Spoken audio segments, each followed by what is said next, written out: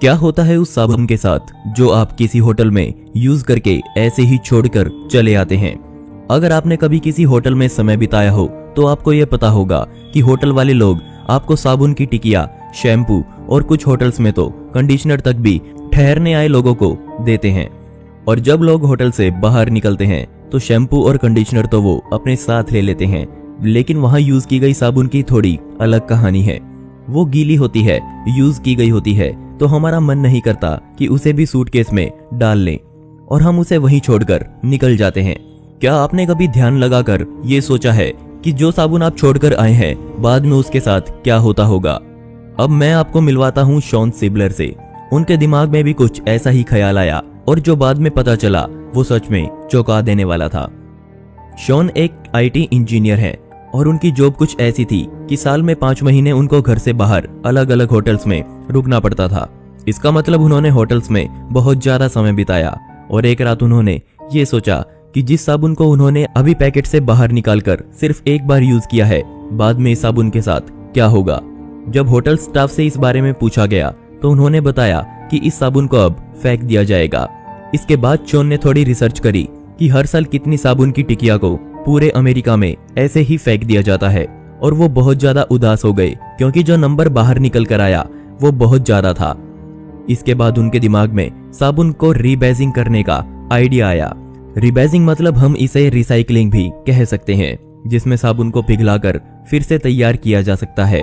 और फिर वो क्लीन द वर्ल्ड नाम की एक संस्था से मिले, जिसमें उनको पता चला कि हर साल नहीं बल्कि हर दिन हजारों लोगों की मौत हो जाती है क्योंकि उनको सही साफ सफाई नहीं मिल पाती। मरने वाले लोगों में बच्चे खास तौर से शामिल होते हैं। अब शॉन ने अपनी नौकरी छोड़ दी और पूरी दुनिया को साबुन की रीबेजिंग के बारे में बताया, और आज उनकी कंपनी ना सिर्फ आधी दुनिया में बल्कि हमारे भारत में भी काम कर रही है। शॉन की कंपनी होटल के साथ पार्टनरशिप करती है और लगभग 40 रुपए एक कमरे के हर महीने वो होटल से लेती है। इसके बदले वो होटल के द्वारा फेंकी जाने वाली साबुन को रिसाइकिल करने का काम करती है। और आज ये कंपनी ना सिर्फ साबुन बल्कि शैम्पू, कंडीशनर के साथ साथ बॉडी वॉश भी रिसाइकिल करती है, और रिसाइकिल किए गए सामान को दुनिया भर में बेघर लोगों में बांट दिया जाता है। कंपनी होटल के स्टाफ के साथ मिलकर हर महीने हर होटल से यूज की गई साबुन को उठाती है। कंपनी को शुरू हुए अभी ज्यादा समय नहीं हुआ, पर फिर भी वो बहुत बड़े स्तर पर आज पहुंच चुकी है। पिछले साल उन्होंने 4 लाख हाइजीन किट्स को पूरी दुनिया में बांटा, जिसमें लगभग 70 लाख साबुन थे। और शॉन ने बताया कि अभी उनके पास कुछ देशों के लगभग 20% होटल ही हैं, मतलब अभी भी 80% से ज्यादा होटल की उनके साथ पार्टनरशिप नहीं है। शॉन अकेले ऐसे आदमी नहीं है जिन्होंने होटल में यूज की गई साबुन को देखकर इसे रिसाइकिल करने की सोचा हो। हमारे भारत में भी रहने वाले समीर लखानी भी कुछ ऐसे ही हैं, जिन्होंने इको सोप बैंक नाम की कंपनी खोली, और ये भारत में बहुत से होटल से यूज की गई साबुन की टिकिया को उठाने का काम करती है और उसे सैनिटाइज करके फिर से नया बनाया जाता है। समीर ने अपनी कंपनी 2014 में खोली और आज वो हर साल 6 लाख से ज्यादा लोगों तक साबुन और कुछ हाइजीन प्रोडक्ट्स पहुंचाते हैं। सुंदरा भी एक कंपनी है जो साबुन को रिसाइकिल करती है, और ये ना सिर्फ साबुन को रिसाइकिल करती है बल्कि दुनिया भर में सिर्फ महिलाओं को ही नौकरी करने का मौका भी देती है।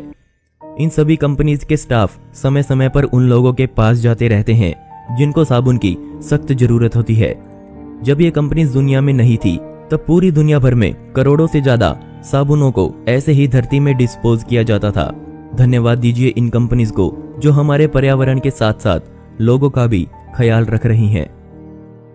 तो अगली बार आप किसी होटल में जाएं तो उनसे जरूर पूछें कि क्या उनका होटल ऐसी किसी कंपनी के साथ जुड़ा हुआ है। अगर नहीं तो उनको इन कंपनीज के बारे में जरूर बताएं, और ना सिर्फ भारत बल्कि पूरी दुनिया को साफ और स्वस्थ बनाने में अपना योगदान दें।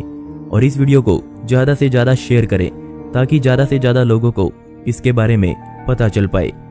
दोस्तों, आपको ये वीडियो कैसी लगी मुझे कमेंट सेक्शन में जरूर बताइए।